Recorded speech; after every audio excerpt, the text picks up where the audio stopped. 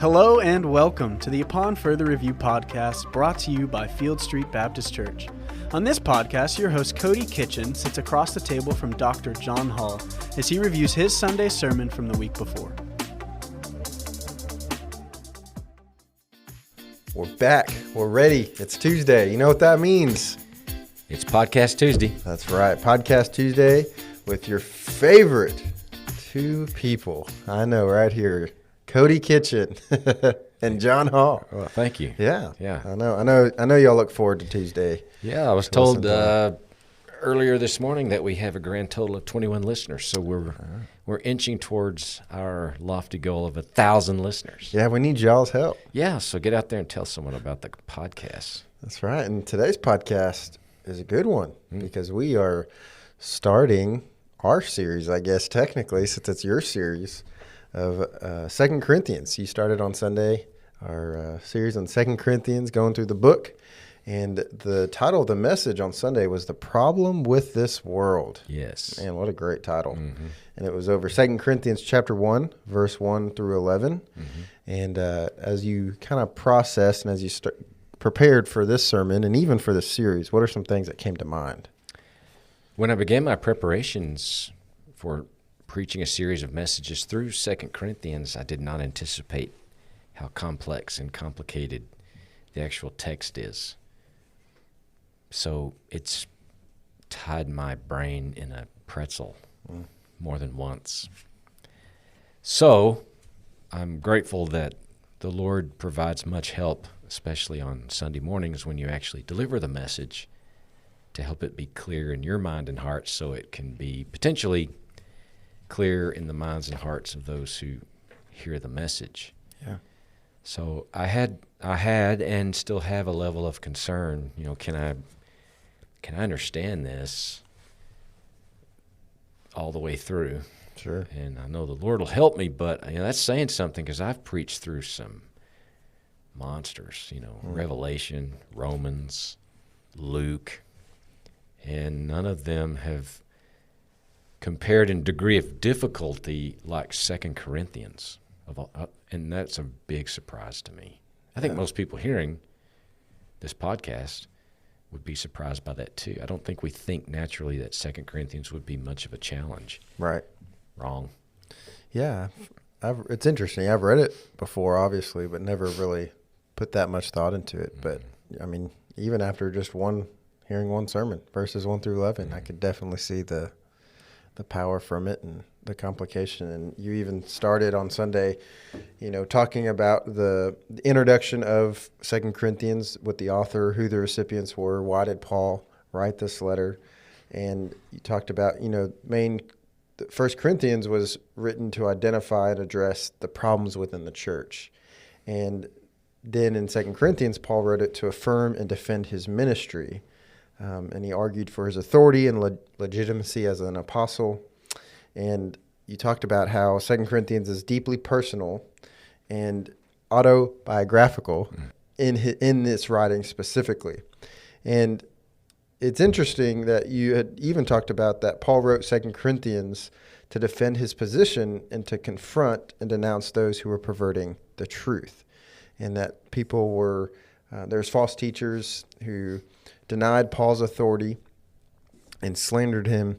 And so my first question before we kind of get into the meat of the text is, why do you think it was so important to Paul to defend his ministry?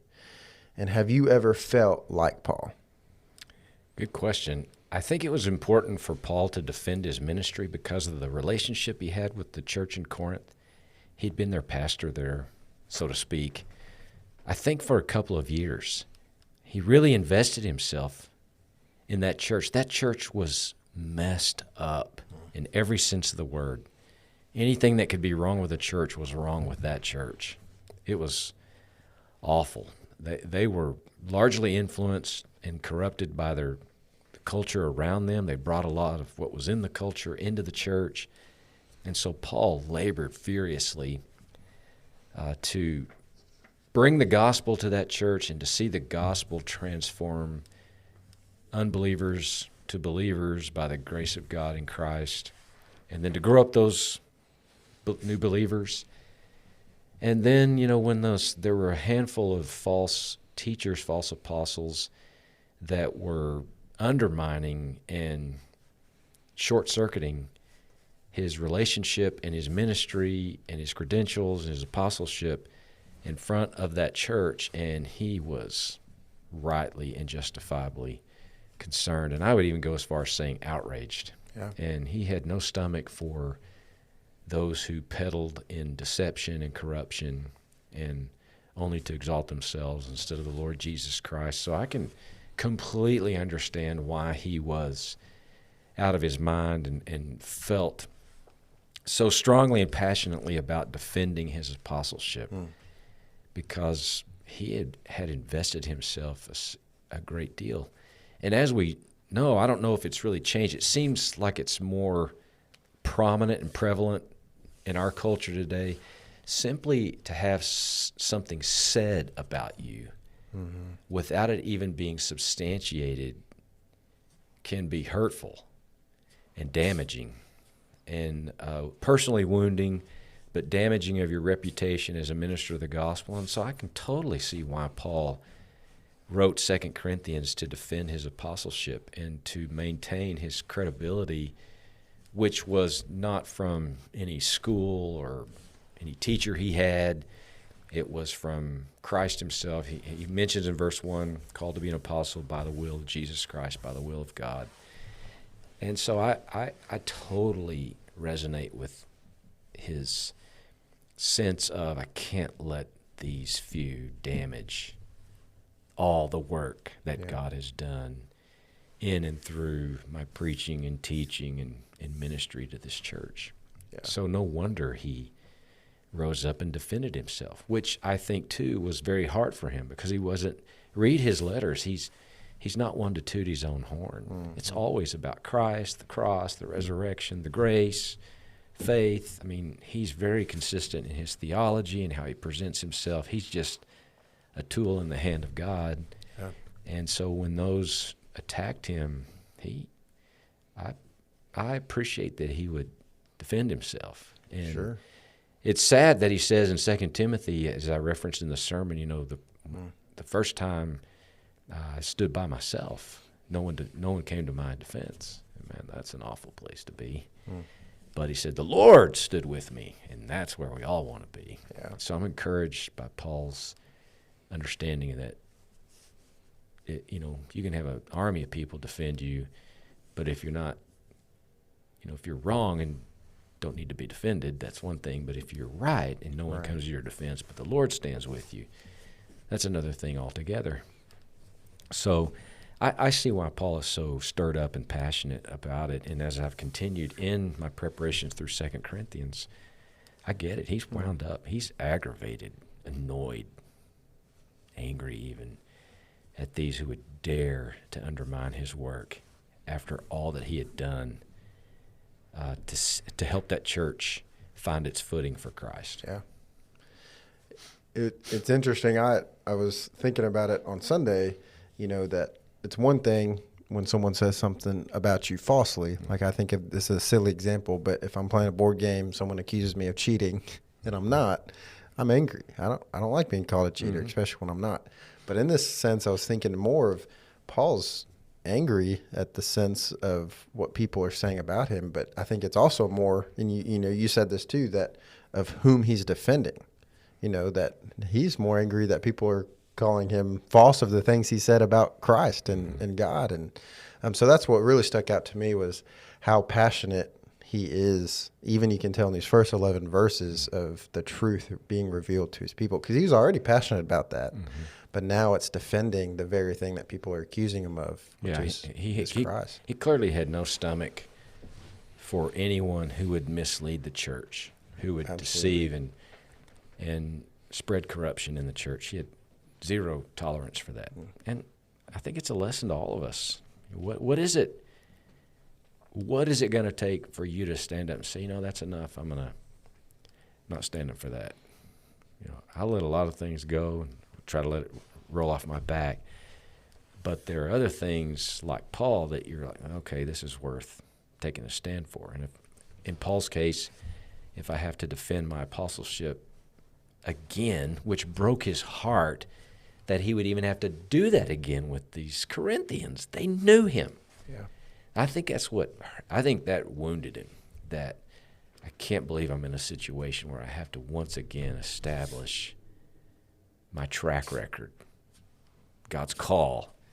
You've seen my ministry. You've benefited from my preaching and teaching. Why is it now I have to reestablish that? I think that was a tough pill for him to swallow. Yeah, that's good. And it's a really good transition into the kind of the body of your sermon, in which you gave us two ideas. And the first idea being, in a world full of trouble, we share in suffering and comfort. We see that in verse 3-7 of this text.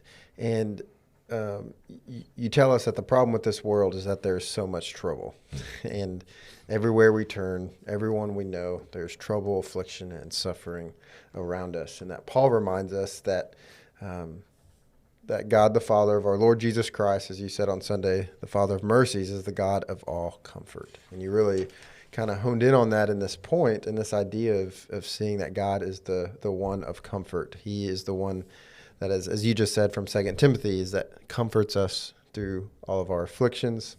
And by comfort, Paul is not saying that he's going to remove it. You really did a good job of emphasizing that doesn't mean just because he's comforting us doesn't mean he's going to remove our pain or the affliction that's coming to us. And he even talked about, what is this higher purpose? It is for a higher purpose, but what is it? Mm-hmm. And you said, the truth I do know, the one outcome of the purpose is in verse 4, which says, so that we will be able to comfort those who are in any affliction with the comfort with which we ourselves are comforted by God. And so you even said, I quote you on Sunday, you said, God comforts us so that we might turn around and be comfort to others. So my question is, what does it practically look like for us to comfort others? And how can we be better stewards of sharing the comfort that we have gotten ourselves?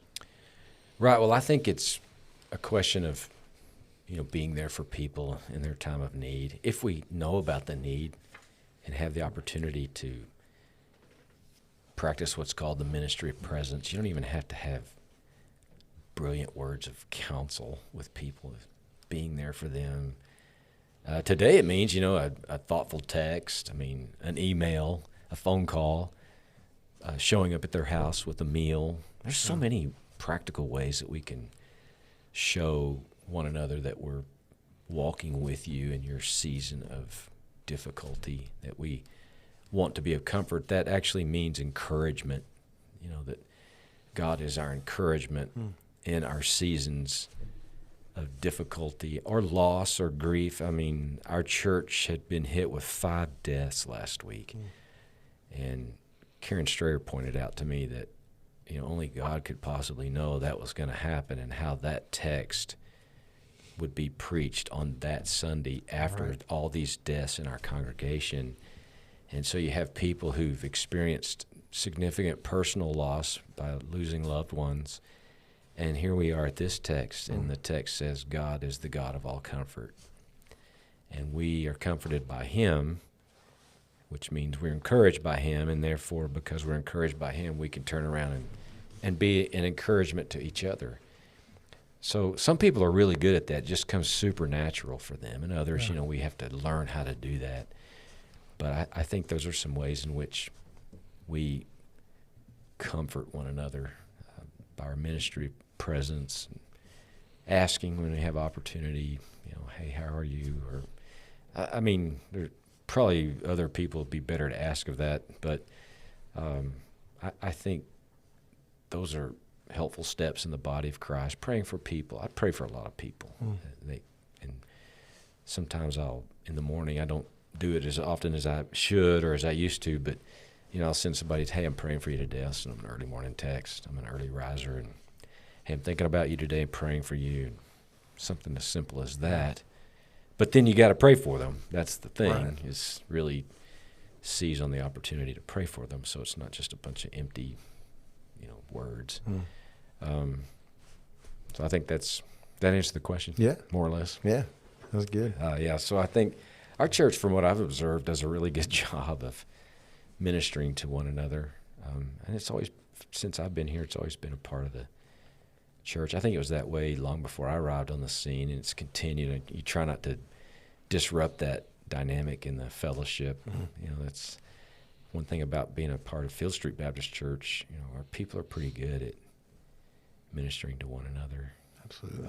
In seasons of loss. And I think that alone is a great dynamic, because 4 or 5 full-time staff members can't possibly keep up with all of the needs that a congregation of our size has. So it's nice that the body is ministering to the body. So you've received comfort, encouragement from God, then go and extend it to others. Yeah. That's good. Yeah, and you said this on Sunday too about, you know, where Paul is saying in Timothy, we just read the verse 2 of, you know, where he felt alone. And I've always thought about that. I never want that feeling. And I couldn't imagine that feeling of walking through something so intense, so even scary maybe to a point, but yet I'm alone physically. Yes. But we know that Christ is with us. And so I've even thought about that, you know, as we ask that question too of I want to be the best I can be to someone else. Because there's times that I've been comforted, yes, by the Lord, but even by the people I'm walking and doing life with. Yeah. And that feeling is great. Yeah. It is a great feeling. So even that reminder of trying to be the best I can be to somebody else. Yeah. As much as I can. I'm not perfect and I fail a lot Sure. in that. But I think that's kind of been my encouragement too, is God will always comfort us and be there, but he also provides people and community around us to be there. Yeah, and it's another thing too. You just barely touched on it. So, as the pastor, I'm telling you, you have to be comfortable with loneliness. And I would say to young men in the seminary, if you're not comfortable being alone, you're not ready to be a pastor. It is a lonely office. Sure. And you have to be at peace with that, because there will be moments and times where the only friend you have might be a dog and the Lord. And probably your spouse. I mean, I can't imagine Sure. Allison not being your friend in all times, but you just have to brace yourself for the fact that there will be those moments where you will feel like you're alone. That may not actually be the case, but the perception in your heart and mind is, man, I'm going this alone. Sure. And so I really appreciate Paul's transparency in 2 Timothy, and even his transparency all through 2 Corinthians, where he laments, at my first offense, no one really came to stand by me, but the Lord stood with me. And I've camped out on that verse more than once. And I've spoken with other pastors who feel similarly, that you're in an office where you're going to have moments where you're alone. That's part of the deal, I think. I don't think that's magnified enough in the preparation for heeding the call to be a pastor. So I would certainly counsel young men who are feeling that call, sensing that call, that you better be prepared for those lonely moments, because people can't do my preparation for me. People can't do my praying for me. People can't accomplish the solitude that I need to be with the Lord so that I can carry out my responsibilities. So it's a lonely calling sometimes. It's a great calling. Sure. But it is, you're going to have seasons of prolonged loneliness. Now, that's compounded for me because I'm really more introverted than I am extroverted. You're more extroverted from what I've observed, which is to your credit, and it's a great trait about you. But for those of us who are a little more, if given the choice of spending time in my study with a book versus being, with a room full of people, I'm always going to choose the book. And I'm having to learn, my family has helped pull me away more out of that mode. But it's funny, with every kid we added, it's like I retreated more hardly to the quiet moments. Yeah. It's funny how kids do that. But and I don't think either's right or wrong. One's not better than the other. It's just how people are wired. And my wiring is such, I'm typically more introverted. And then, if you get scorched a few times in ministry, and every minister does, every follower of Christ, I think, gets a scorching at some point, then you're slower, to trust. You're slower to open yourself up to people because you circle the wagons. You're more guarded. Sure. And I have spoken with a few pastors who've had similar experiences. You get smoked. So, but fortunately, there's far more joys than difficulties in the Lord's work for all of us. I think I shouldn't say that so blanketly, because I'm sure there are people in far more difficult circumstances I could even imagine that may not be their testimony per se, but it might be. That's the economy of the Lord is so much different than ours. It's good. Yeah.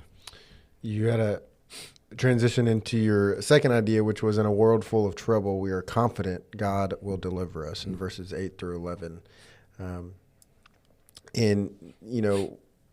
We talked about Paul's missionary journeys, had 3 of them. And here he had visited Corinth on a second missionary journey and planted a church. He talked about, we don't know much, but there was where Paul experienced trials, and some of them quite intense.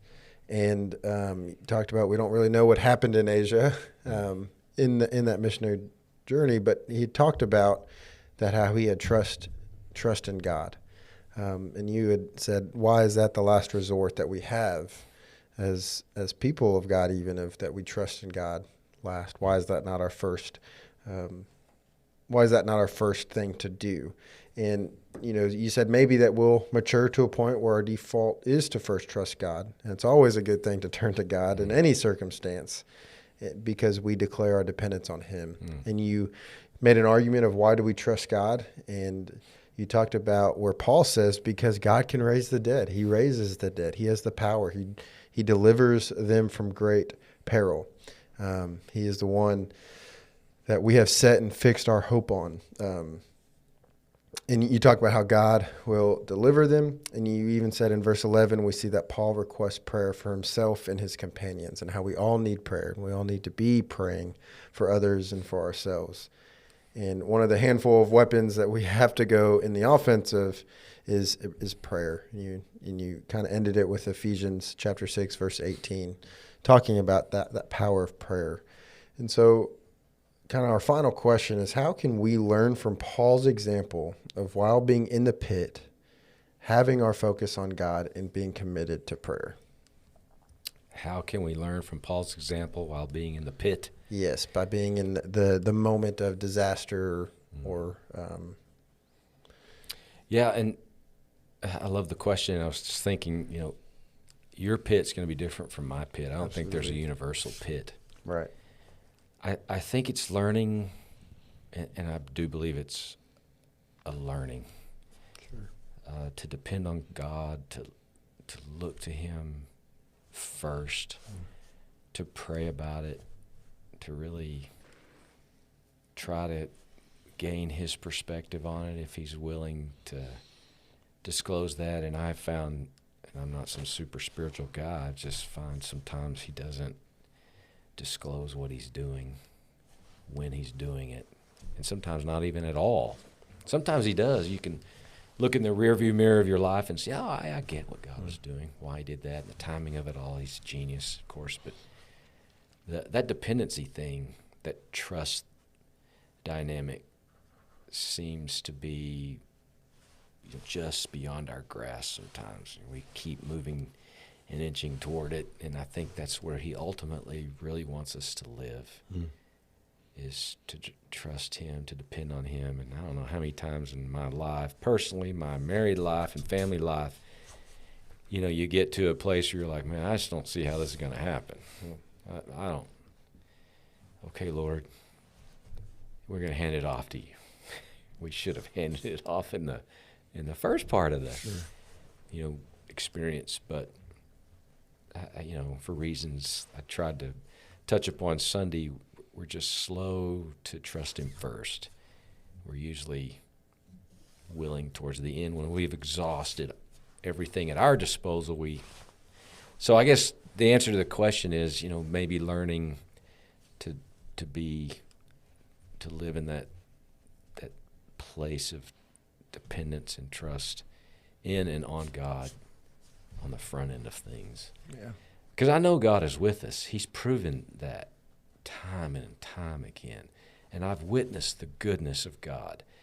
I've thought about this a lot. How have I witnessed the good of God? Well, I've read about it in the Bible. I've witnessed it in the lives of other believers. I've seen it in my own life. So I don't need any convincing that God is good. Right. I get that.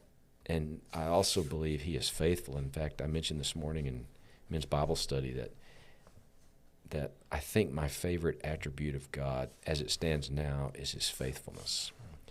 He's just never abandoned us. He's not one to leave us in the pit. And I talk about that word, it means to draw out, to pull out, to rescue from the pit. He's not necessarily going to remove the pit, but he will get you through it and out of it. And that's abundantly true, as we see in a variety of the characters of the Bible, as well as our own lives and the lives of others. Yeah. Yeah. That's good. I think of, and that's what I was just looking up, in Philippians where Paul says to live as Christ and to die as gain. I often think of that in Paul's life, but man, to be at a place where we can say that, where our life is everything and glorifying God and all that we can. And when we are in those pits, as you said this on Sunday, and even as you were just talking, it's just that conviction of what is our first go-to when the pit comes, when those hard time comes. And I want to say and hope to say that I can always say Christ. And, yeah. But just as humans, sometimes it's not our first go-to. And so that's, it's a big challenge in my life where I want that to be the first thing. Mm-hmm. It's easy for me to run to my wife first, which isn't bad, but it's just that conviction and that reality that we see here in 2 Corinthians, that reminder of how important it is that God's there, always will be, always has been. Yeah. So why is he not our first go-to? And so it's just a good challenge for me and hopefully for the rest of the listeners to continue to pursue that. Definitely. And good luck, because it's not easy, and it takes perpetual resolve to whatever bumps up against me, I'm going to at least try to consult the Lord first, to bring my cares to him as he urges us to do in 1 Peter 5:7. So, I'm on a learning curve with that. Absolutely. Because I think a lot of us think, that's a problem, I can handle that. Boy. Sometimes we make a problem worse because we have that mentality. Or I do. I shouldn't speak for anyone else, but anyway. Well, as we conclude, this is my favorite part of the podcast. I know other people would disagree, but what are some final words, last words? Oh, man, don't miss next Sunday. We're going to have a great Sunday of worship and Bible study. We have the dessert auction, student ministry fundraiser, chili cook-off. It is a great Sunday for our church. It's an Acts 2 kind of experience for the church, with the study of the Bible, the worship of God's people, the fellowship around the tables, the praying, the giving, the sharing, and breaking bread together. It's going to be awesome. And on top of that, another sermon from 2 Corinthians on the beauty of having a clear conscience, the peace that comes with having a clear conscience. And Paul's conscience was clear. It's one thing I love about him, the conviction he had that he was in the right, not because he was smarter than anybody else, but he rested in the peace he had, his calling, his apostleship, his message. We could learn a lot from the apostle. It's good. Yeah. Absolutely. So we'll dive into that on Sunday. It's going to be a great day. Hope the weather is cooperative and people really come out for it. Yeah. It'll be a banner day. Yeah, be ready. It's going to be good. See. All right. Well, everyone's favorite part of the podcast is our That Stupid segment, where we tell you what's stupid. So, John, what's stupid today? Yeah, we were talking about what's stupid. There's so many things to choose from. So, to get right to it, I think what the NFL is doing this weekend is fantastic, but there's one aspect of it that's really stupid. I love Super Bowl Sunday. Absolutely. Especially when my team is playing, man. Yeah. It is all gravy. I hope it's a great Love game. it. Me too. I hope the Niners smoke the Chiefs. Anyway, what's stupid is the hypocrisy and irony of the NFL's counsel to gamble responsibly and yet host the Super Bowl in Las Vegas. That is pretty stupid. That's so stupid. That's sublime. It's stupid. Like, are you people listening to yourselves? And I wonder how many commercials they're going to have during the Super Bowl to gamble responsibly. Oh, yeah. I mean, does that even fit in Las Vegas where they want you to lose your shirt in Las Vegas? The very city labeled Sin City. Sin City. Help me. It's just crazy. The NFL, what were they thinking? But they weren't. Anyway. Or they were. That, to and they me, don't really care. Is colossally stupid. That is pretty stupid. Yeah. Yeah, there's a lot of things that we could really rail on that's stupid. You know, one of them, I have to say this. We didn't even talk about this, but I have to say it, is how the media is portraying, has been so dogging on Purdy. How can you not love the guy? I love the kid. And I'm praying he does well, because I think he's handled himself with such humility and class and genuineness. His teammates love him. Yeah. He just wants to win for his team, for the fans. I don't know, for a 24-year-old to handle himself the way he has handled himself, the Lord's gracious hand must be upon him. And I love that he's not an obnoxious, inconsistent Christian like I feel some athletes are. Sure. I think with him, he's been measured about what he's said, and I think whatever he's said, he is actually, with God's grace, living that. Absolutely. I don't see any inconsistency with, he says he's committed to Christ, but then he talks a different way or acts a different way. Or I root for the kid. Yeah, and I think even if I wasn't a 49ers fan, I'd root for that kid. I think he's the kind of young man every parent wants their son to turn out to be like. Absolutely. Just well-spoken, yes, sir, polite. And his family, I want them to adopt me. Yeah. Man, I listened to an interview of his mom and dad this morning, and they're grounded people. They're really admirable. And I think that's why the culture just is smacking that boy, because he just doesn't fit the model. He doesn't fit the bad boy image. He's not, he's just clean cut, and God forbid he's white, kind of thing. I hate to bring that into it, but it's like, if you're a white, evangelical, God-fearing, Christ-loving guy, you got a target on your back. Sure. And he's been handed this high-profile position in sports, the quarterback of an NFL team. And I just think he's handled it so well. Tip of the hat to Brock Purdy. Yeah. I hope he does well. If the Niners lose, I just don't want it to be because of something he did or didn't do.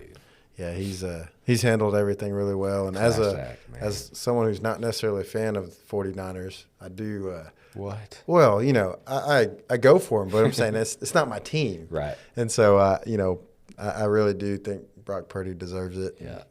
I think you're right. And he had I saw an interview the other day where he used the words, some of these deep words, that theological words, and, talking about the sovereignty of God and the hand, providence as you just said. of God, and just the so language he uses that makes me think, man, maybe the kid has actually read the Bible. Yeah.